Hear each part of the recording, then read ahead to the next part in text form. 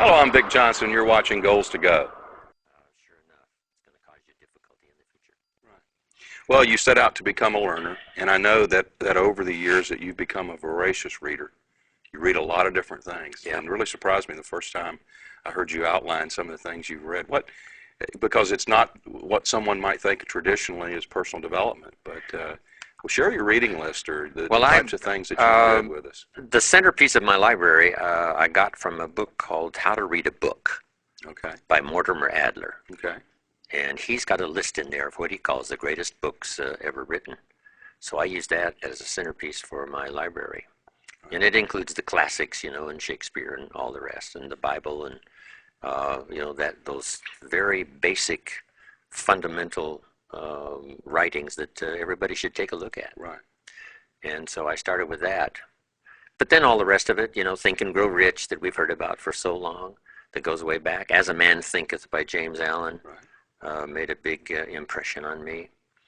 And my parents made sure I was a pretty good scholar of the Bible by the time I was 19. So I use it as a great source as well. Right. And what do you, someone who doesn't like to read, how do they take an attitude of walk away from a book? How do they become someone who loves to read? I don't know. I think part of it is if you don't read well, right. There's all kinds of classes you can take on right. developing speed reading, where you can read much faster right. and get through a book, in a few days rather than, a couple of months. Right. If you read 2 books a week for 10 years, you've read 1,000 books. Wow.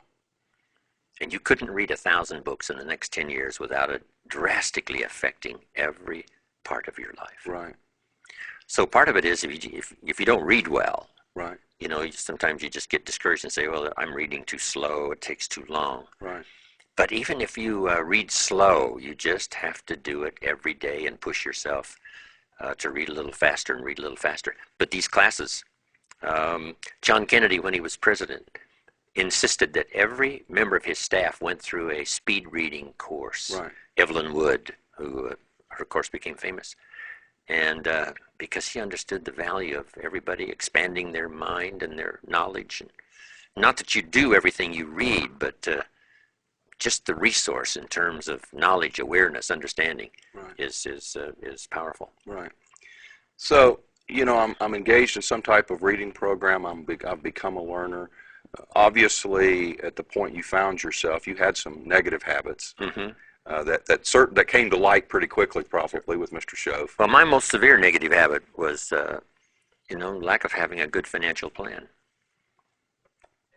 So he said, show me your financial plan. I said, I don't have a financial plan. I'm just struggling to pay my bills. And I get a little embarrassed when a creditor calls and says, hey, you told us the check was in the mail. And he said, well, evidently the last 6 years, I'd been working 6 years before I met him. I quit school when I was 19. Right. Went to work. I'm now 25. That's 6 years. And I just didn't have a good financial plan. So I changed all of that, starting at age 25. And by age 31, 32, I was a millionaire. Okay. The difference can be so dramatic. Right. And whether you've neglected a financial plan, or whether you've neglected your health, or whether you've neglected your relationships, and the quality of the relationship is okay, you're getting by, but maybe there's 75% of it you haven't explored in terms of value and promise for the future. Any neglect is worth taking a look at and see if you can't find some ways to remedy. When you're 25, 26 years old, you've seen a side of life you've never seen before. You certainly saw where you wanted to go. How did you develop the belief inside that you could get there? Because you went in a relatively 6 years. I mean, goodness gracious, who wouldn't trade 6 years to go from broke to a billionaire? That was a fast track. Part of that was learning the ability to attract other people. You can't do it by yourself. Earn that kind of money or make the investments that, make that kind of return. I think the early changes in my attitude were so dramatic that drove me on. I thought, wow, if I can make this much progress in this short of time, I wonder what I can accomplish, a year from now. So that was powerful. little things like the excuses I used to use for not doing well. Okay. Mr. Shelf said, "You've worked 6 years now, Mr. Rohn. How come you're not doing well?"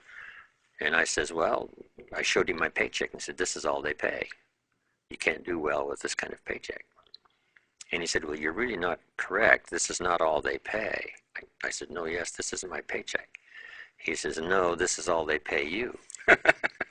I thought, wow, I'd never looked at it like that before. He said, "Don't some people earn 5 times this amount, right, in the same company?" I said, "Well, yes." He said, "Well, then this is not all they pay. This is all they pay you. Right. And if you were to qualify for the 5 times of this amount, wouldn't your check be 5 times this amount?" I said, "Well, I never thought about that." So he said, "It's not, you don't blame the company. Just look within yourself. If you were more qualified and had more skills and rendered better service, more productivity, then everything would change." Then he gave me a phrase that's lingered with me all these years, and I teach it everywhere I go around the world. And he said, "If you will change, Mr. Rohn, everything will change for you. If you change your habits of eating, your health will change. If you change your skill level, your income will change. If you refine your attitude and personality, you'll start attracting people into your life that'll help you become successful." And that was true. And he said, the more you change yourself, the more things will change for you. Because up until then, I used to cross my fingers every day and say, "I sure hope things will change." So you're With him, I tried to use the excuse, say, "Things cost too much." He said, "No, you can't afford them." right. I thought, well, that's another way to look at it. He said, "It's not it, Mr. Rohn. It costs too much. Taxes are too high." I said, "No, it's not taxes, and it's not it, and it's not prices, and it's not circumstances. It's you. Right. Let's go to work on Right. you." Well, That was revolutionary for me, Vic. Right. You changed a lot in those 6 years, obviously. When you started out, what were some of the daily things that you did differently, that you began to do differently? Daily habits, for instance, that you One had? was my reading habits, but then the other was to, be a little more efficient in time management. Little phrase I use now and I teach around the world, don't start the day until you have it finished. And so we're going to plan tomorrow before we begin. It's like building a house. When should you start building a house? Right. The answer is, as soon as it's finished. Right. Wouldn't it be foolish to start building a house if it wasn't finished? Right. If you were out there laying bricks and someone said, "What are you doing here?"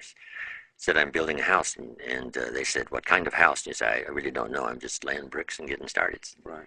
They'd come take you away, right? I mean, Right. it's foolish. So don't start the house until you have it finished. Don't start the day until you have it finished. Have a pretty good idea. This is what I want to accomplish today, and have that done before the day starts.